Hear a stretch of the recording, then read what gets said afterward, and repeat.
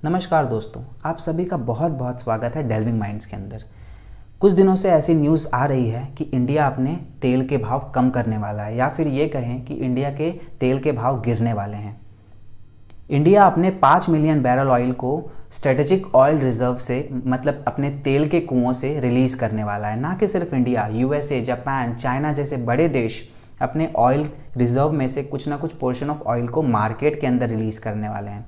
लेकिन अचानक ऐसी कौन सी लहर सी आ गई है कि इंडिया, यूएसए, जापान जैसे बड़े बड़े देश अपने ऑयल रिजर्व में से कुछ ना कुछ पोर्शन ऑफ ऑयल को मार्केट के अंदर रिलीज़ कर रहे हैं। तो आज करेंगे इन्हीं सब बातों पे चर्चा। तो चलिए शुरू करते हैं। दोस्तों, आप सभी को 1991 वाला गल्फ़ वॉर तो याद ही होगा। अगर जो नहीं याद है तो चलिए मैं आपको बहुत शॉर्ट में यहाँ पे समझा देता हूँ।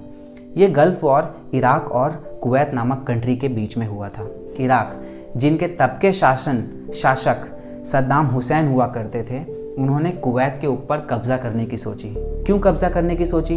क्योंकि दोस्तों, आप सभी को पता होगा कि इराक एक ऐसा नेशन है, और पहले भी था, कि जो बहुत सारे देश जो कि वर्ल्ड के अंदर है उनकी तेल की रिक्वायरमेंट को पूरी करता है। इराक और कुवैत एक ऐसे कंट्री हैं जहाँ पे तेल का प्रोडक्शन बहुत ज़्यादा होता है, क्योंकि ये अरब कंट्रीज़ हैं और ये पूरे वर्ल्ड के कंट्री जितने भी हैं वहाँ पे तेल पहुँचाने का काम करता है। तो कुवैत भी वैसा ही काम करता था, लेकिन इराक ने सोचा कि क्यों ना कुवैत के ऊपर कब्ज़ा कर लिया जाए। इसी मन की धारणा के साथ इराक ने कुवैत के ऊपर हमला कर दिया। स्थिति एकदम गंभीर हो गई थी दोस्तों।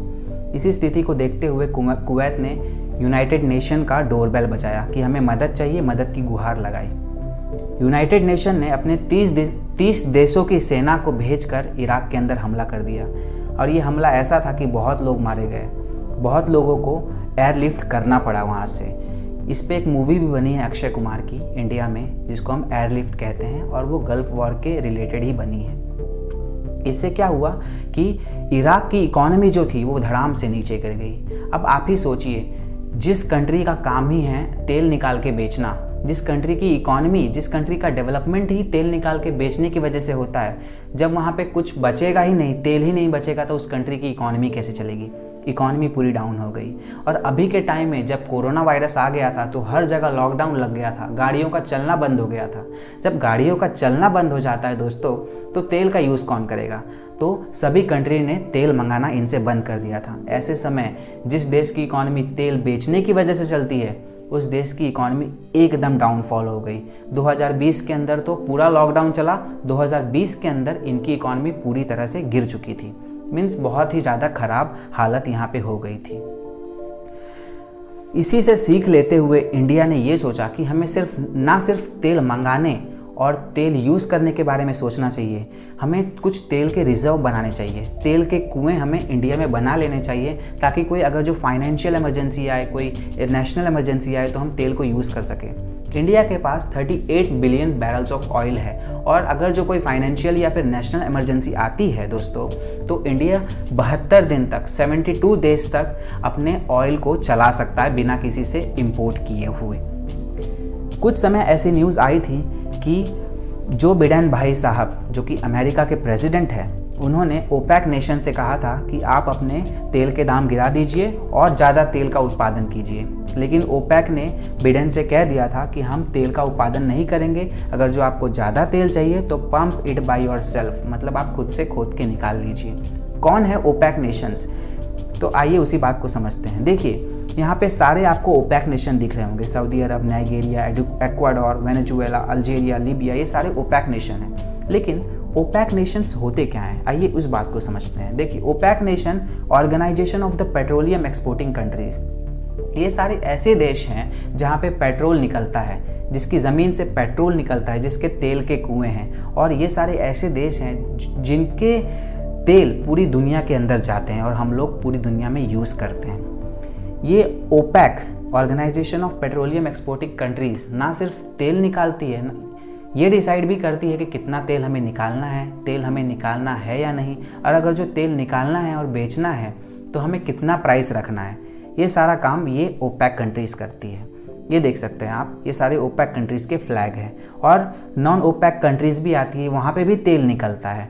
तो OPEC plus non OPEC countries को मिला के हम इसे ओपेक प्लस बोलते हैं।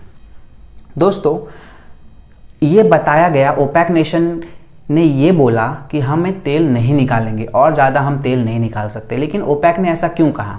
देखिए दोस्तों, जैसा कि मैंने आपको अभी पहले बताया था कि ओपेक कंट्रीज़ की इकॉनमी एकदम ख़राब हो गई थी, क्योंकि कोरोना की वजह से उनके तेल को लेना किसी ने बंद कर दिया था।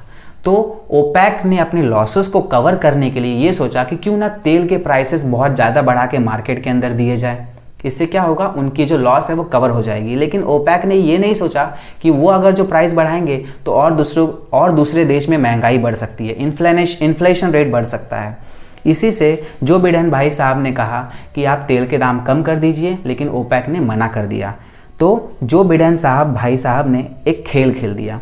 उन्होंने कहा कि कोई बात नहीं, अगर जो आपको तेल हमें अच्छे भाव में नहीं देना तो हम अपने ऑयल रिजर्व से निकाल लेंगे। कुछ दिन तक हम अपने ऑयल रिजर्व से तेल निकाल के अपना देश तो चला लेंगे, लेकिन तुमने जो तेल निकाला है वो तुम कहाँ यूज़ करते हो वो तुम अपना समझते रहना।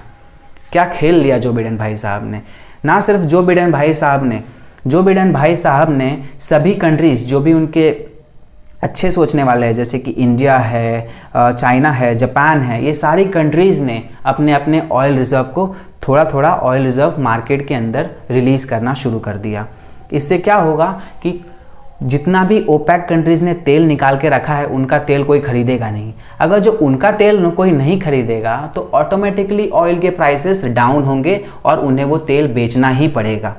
तो सोच तो यहाँ पे बहुत अच्छी है, लेकिन ये कितना कारगर साबित होता है वो तो आने वाले समय में बताएगा। सिंपल से इकोनॉमिक्स का टर्म है कि अगर जो आपकी डिमांड ही नहीं रहेगी तो सप्लाई नहीं रहेगी। डिमांड अगर जो बढ़ेगी तभी तो तेल के दाम बढ़ेंगे। तो एक अच्छा खेल यहाँ पे ये सभी कंट्रीज़ ने खेल दिया है। आने वाले समय में हमें ज़रूर ऑयल के प्राइसेस में डिप देखने मिल सकता है। तो कैसा लगा आपको ये सेशन, हमें बताइएगा। इस सेशन को शेयर कीजिएगा, लाइक कीजिएगा और सब्सक्राइब कीजिएगा वीडियो को। धन्यवाद।